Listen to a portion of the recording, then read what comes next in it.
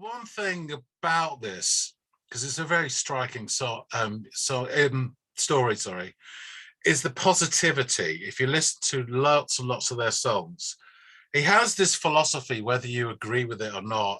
So when he's singing about, everyone here is a cloud, or you know, we came from water and stuff, you may not agree with it, but his attitude, such a devastating episode in his life, is a really positive one, and there's loads and loads of really positive messages in all of their songs.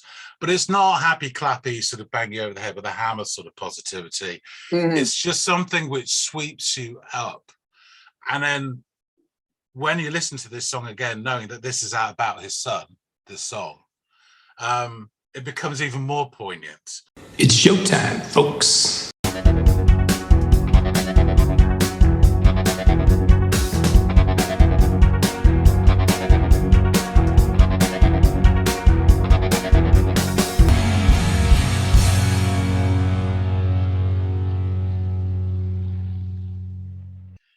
Hey everybody, this is London Calling. This is London Calling. Hey Andy, how you doing?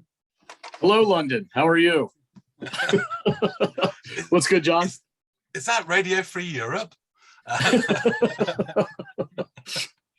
I'm good, how are you? I'm great, man, great. In the mood to listen to some music, so I hope I came to the right place. Welcome to John's Emporium. It certainly looks like it with all those records behind you. I've got to get some more. I've got to refigure because you can't see, but basically I'm running out of boxes. There's stuff stacked up here as well, so I'm gonna have to move some of that, take some bookshelves down, and so it's going to be a real light touch with a sledgehammer. How many more of those sort of cubbies do you have sort of out of frame right now? 1, 2, 3, 4, 5, 6, 7, 8, 9, 10, 11, 12, 13, 14. 14. Yeah, and they look like they hold a good bit. So yeah. That collection is growing, my friend. Yeah, that's the idea. There are certain restraints. There's obviously a physical restraint and a monetary one as well. But luckily, I'm a dab hand at shoplifting. I joke, I'm rubbish. Or do you? So, you're in the mood for some music, great. Right, I've got a splendid little tune for you. Have you heard of the band Cloud Cult? No, but I got to tell you, that name is maybe the most indie rock mid-aughts band name I've ever heard. Am I anywhere close to my assumption based off the cover of the book? You do not know the half of it, and we shall get into that later. It is a story and a half, and I will try and keep it down to 3 hours. So a great tune of theirs is called When Water Comes to Life. All right. Interesting, evocative name. Sounds interesting. I look forward to hearing it. I think it will be thought-provoking, if nothing else. Cool. Great. Well, you go away, have a listen, come back. Away I go. Tell me what you feel. All right. So this bird either has very short forward-facing wings or just saggy breasts. But let's go with this crudely drawn bird and listen to some Cloud Cult.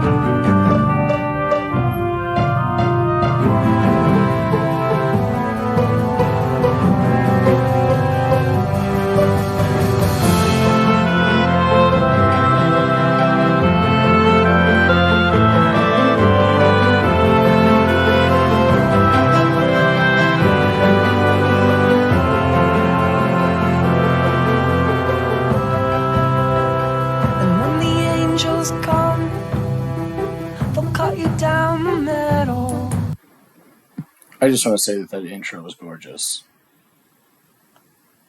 That is all. To see if you're still there, to see if you're still there, and underneath your ribs they'll find a heart-shaped locket, an old photograph of you in Daddy's arms, and then they'll sew you closed and give you back to the water from where we're all born, from where we're all born. And you'll feed the ghosts, and you'll feed the living. You'll be a stranger, and you'll be a friend. You'll be the leper, and you'll be the healer. You'll be the hero and the tragedy. And when they sew you closed, they'll give you back to the water from where we're all born, from where we're all born. And when they burn your body, all that's left is sand crystals, two tiny handfuls. All the rest is water, water, water. All you need to know is you were born of water. You are made of water. You are living water, water, water. All you need to know is you were born of water. You are made of water. You are living water.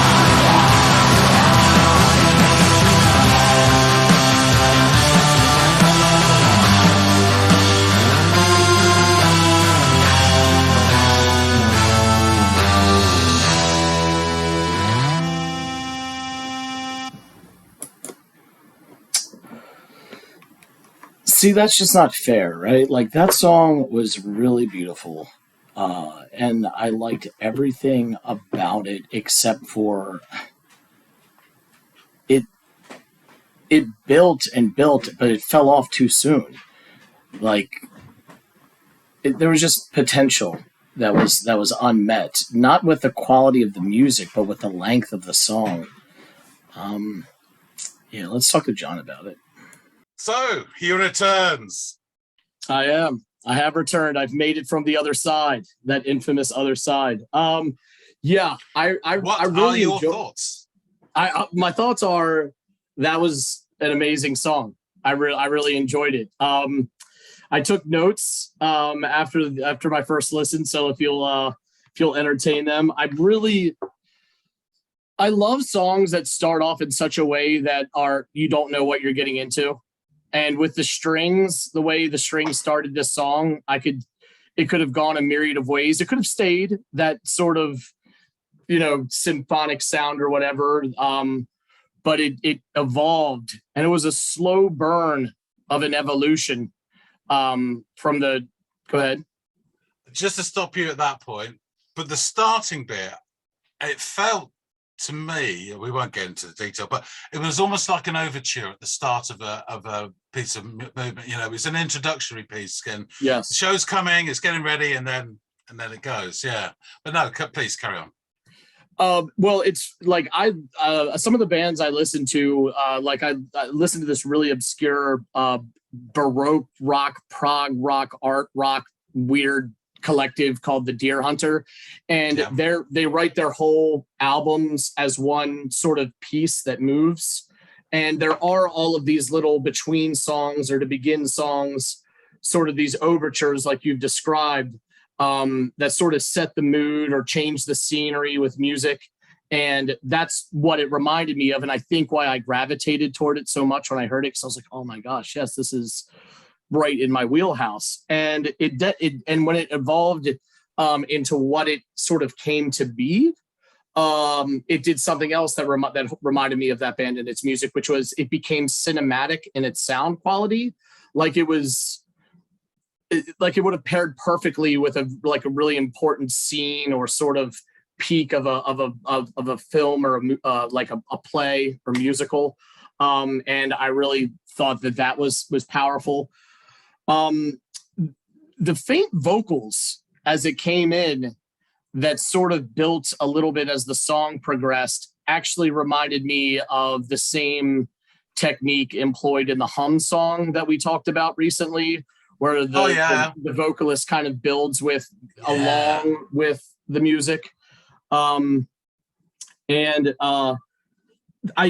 one part of like at this point, as I started to focus in more on the vocals and what was being said and could make it out, I didn't get any clarity exactly as to what exactly was being talked about, other than sort of this almost supernatural post-life kind of, maybe the concept of heaven or the concept of the afterlife, of you being there was all this antithetical comparison going on, where it was like you're the stranger and the friend, the leper and the healer, the hero and the tragedy.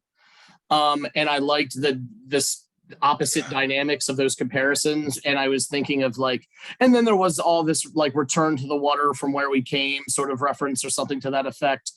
All very like, while also speaking of the afterlife to me or making me think of it, it also reminded me of like the primordial coming from the water to land to evolve into the things that we are today sort of aspect of it. So the lyrics would be something, if you know more about really the meaning of the song, I would be interested to hear about that, since that stuck out to me. And then by really the 3/4 mark of the song, it almost became anthemic. Like it went from cinematic to like this more of like an anthem toward the end. And then it did the one thing that I didn't like about this song. It ended. And that's not to say that it shouldn't have an end, but it ended just when it found this gravitas, this weight, and I wanted it to wash over me for at least another minute to a minute and a half, and it didn't. Now in my mind, I thought, I think that's deliberate, and perhaps it is. And they could have, and I feel like they could have come up with a just as abrupt end with still 40 more seconds on it. But I'm being I'm being selfish, and two, perhaps I'm overdoing it a bit. But because again, first listen with no understanding of exactly the theme behind the song, but it is. I did feel cheated because I wanted more music out of it, because I really felt like it found its stride. And just as I was falling in love with this new portion of the song, it ended. And I was like, God damn it. But yeah, that was. But that's a compliment, you know. Yeah, no, it certainly is. And I meant it to be as such, but at the same time, I was like in the reaction, I'm like, now you see, that's what's wrong. Like, why are you doing like that? Because it was just, which, I mean, it did have me. It had me, which is the ultimate compliment to the song, right? Like from jump until last resonating note, it had me. So that, you know, job well done to Cloud Cult and the song, because it was great. Can I ask, what did you think of his voice? It's an interesting voice. I keep going back to Hum, because it's one of those things where I don't think it's a naturally good voice, but I think it's perfectly cut for this vehicle. So, and there was something kind of like soft and ethereal about the nature of his voice, which matched the theme of the song with this, like I said earlier, with this whole, like it seemed like it carried a lot of gravity, and so I think his voice matched the theme of the song. So I mean, yeah, not a perfect voice, but almost perfect for this song. Yeah, interesting voice. Yeah, and because I know a bit more about it, I find it quite affecting as well. But anyway, if it's okay with you, I'll go a bit into the band and stuff, so you get a bit more context. Yeah, tell me about them, and then tell me about the song. There's a lot about them. I first discovered them, so many years ago, I used to be in a internet group where this guy would pick 150 new songs a month, send them as a link. You could download them all. 3/4 are unsigned bands, and it was various different styles. And one of their songs called oh man, I've forgotten the name of the song now. Oh, Everyone Here Is a Cloud, which I thought was an interesting title. And it's quite a unusual song. Has chanting in it and other stuff, and it's got that same style, that Baroque style to it. And I just thought I couldn't imagine that they'd done all these albums. I just thought it was this weird off unsigned band that did this crazy shit. And then I found this song and I loved it as well. And then when I was looking through some stuff about 2 years ago, I realized I had all this back catalogue. So I went into it and discovered more about them. I've got most of their stuff now. So they are a band. I will distill this down a little bit. So they're more as well as a sort of philosophical collective as well. So it was started by the singer, Craig Minowa.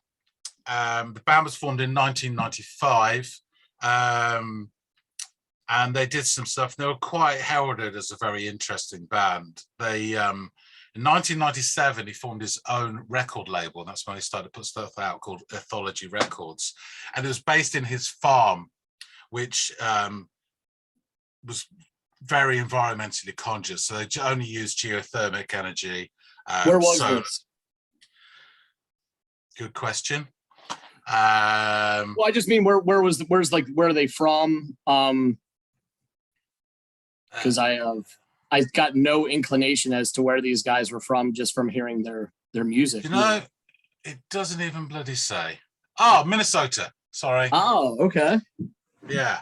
So you picture all I pictured was this rural farm with the geothermic and the solar stuff, and most of the buildings and equipment were all recycled objects as well. So he's really into that. And the label itself was non-profit, and all the profits for the record label went to environmental charities. So they've got a large band. They've had members come and go. There's usually at any one time 6 or 8 of them. So all the strings and everything you hear is played live. There's no electronica to that side of things.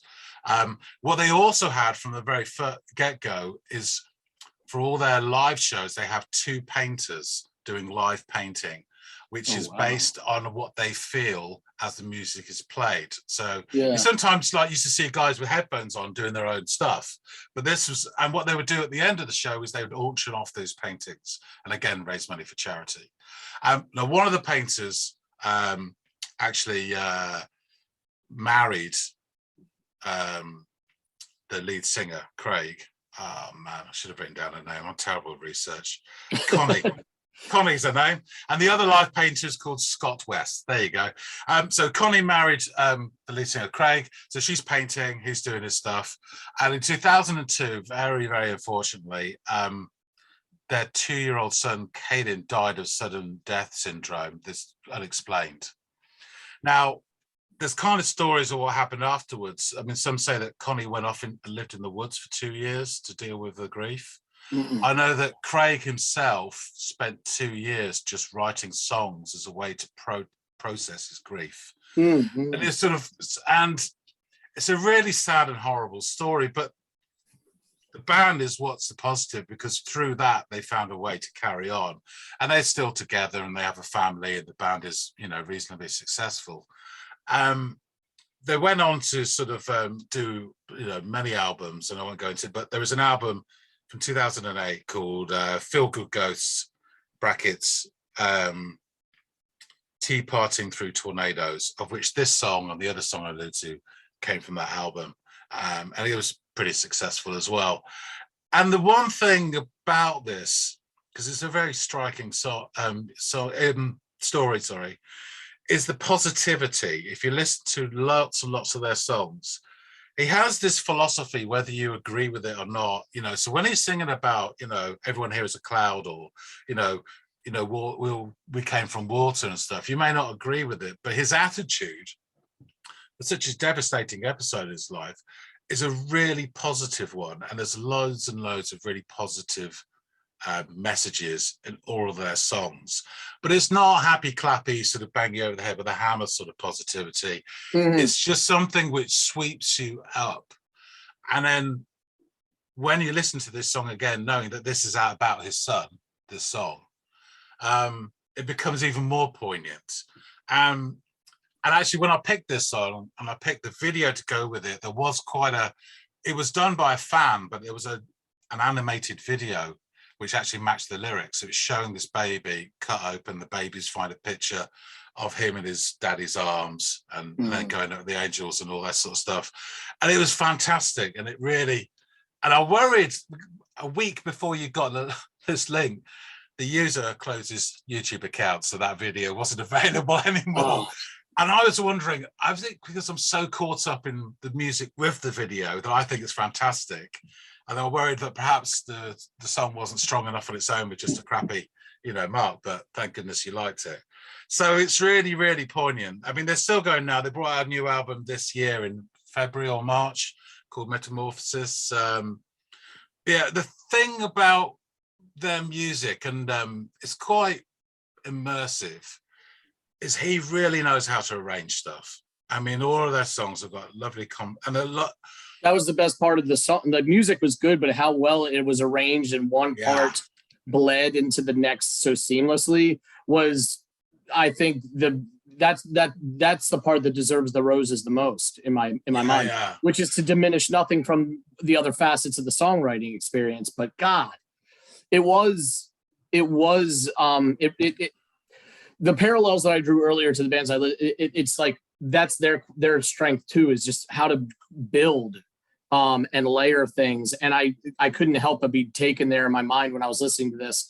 And it's a huge compliment because I adore the band that I like for so much for this very reason. Now I'm like, okay, I need to back catalog these guys and find out more about them. If this is their MO when it comes to writing a song, because God, and when you mentioned the part about that just, I can't even imagine. Yeah. And I'm not even a parent, like what that has to be like. But when you mentioned that, I was like, okay, that's what the song is about. Like there's no question. And it's what you've described as their response to the tragedy, while conditioning your statement by saying like, hey, think of this what you want, have your opinion on it. You might think I don't know how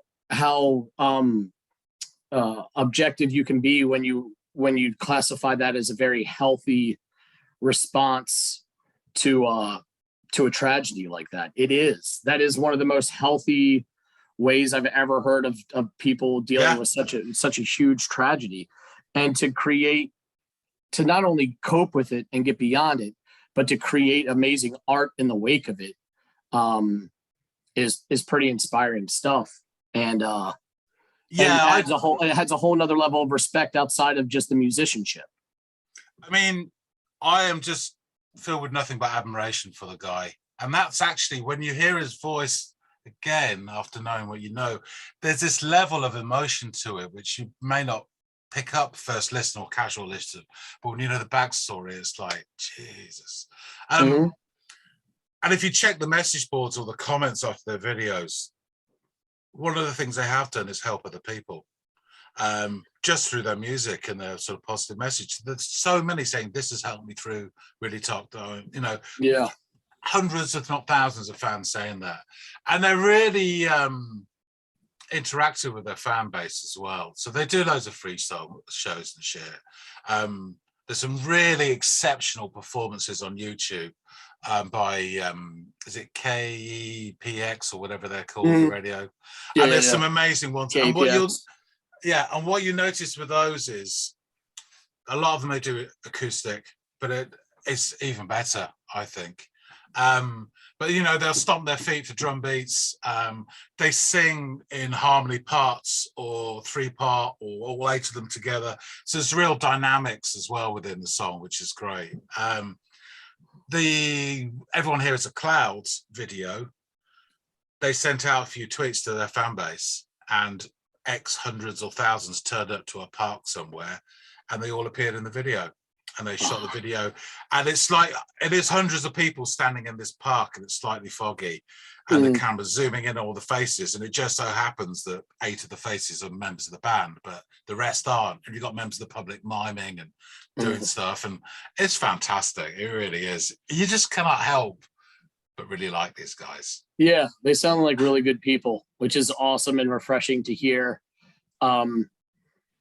Every now and again, you know what I mean? Because you get laid down with all the tragedies of rock and roll and the bad boys of rock and roll and all that, all the tropes and stereotypes that you hear, but then hear the folks like these out here doing their thing, which isn't to say that there aren't others. I mean, I'm fully aware of it, but I think what often finds itself getting the spotlight tend to be the negative stories about rock and roll lifestyle. And yet here are these kind of homesteaders from Minnesota that are like living that crunchy, good earth life, and bouncing back in the wake of an awful tragedy that happened to them. And perhaps one that, I mean, they sound like the kind of people that who would deserve anything like that. But to be so kind and to have that happen to you and then bounce back and not lose that inherent kindness or empathetic value that you have, is just really awesome, man. And I can understand why a fan base would gravitate to them.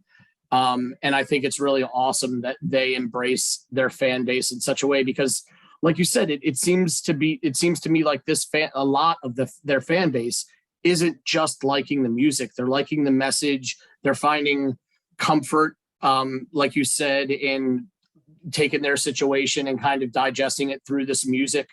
And it's a relationship that's inherently intimate. So it's cool that the band reciprocates that sort of intimacy when and where they can with their fan base. And that makes a really strong fan base, no matter how niche it is. That's awesome. Good on them. Cool. Do you want me to just run through the lyrics quickly? Yeah, I really would. Okay, bear with me 1 sec. I've got it down here somewhere. Here we go. And when the angels come, they'll cut you down the middle to see if you're still there, Underneath your ribs, they'll find a heart-shaped locket, an old photograph of you in daddy's arms. And then they'll sew you closed and give you back to the water from where we're all born, And then you'll feed the ghosts and you'll feed the living. You'll be a stranger and you'll be a friend. You'll be the leper and you'll be the healer. You'll be the hero and the tragedy. And when they sew you closed, they'll give you back to the water from where we're all born. And when they burn your body, all that's left is sand crystals, 2 tiny handfuls. All the rest is water, water, water. All you need to know is that you were born of water, you are made of water, you are living water, water, water. All you need to know is that you were born of water, you are made of water, you are living water, water, water. Yeah. It's kind of really poignant, isn't it? But it's beautiful. It's tragic, but it's really hopeful as well. There's that positivity in there amongst that, even the thing like, so when they burn you, what's left is sand crystals, 2 tiny, there's one for each ear, isn't it? Mm-hmm. So, and one for each of what were the child's living tiny, hands, which is what my mind instantly thought of what the child's hands would have been like, at the age it died. And it's that hits you. It's a gut punch, that line. And it's just that dynamic between like leper and healer and hero and tragedy, like that child's story can be all of those things. Yes. And the hero to the ghosts, or whatever that line was, like even to those in the afterlife that you are now with, you will be a legend, and to those here on earth you will as well, is kind of the sentiment I got from some of that. So that's very poetic, very sweet. I'm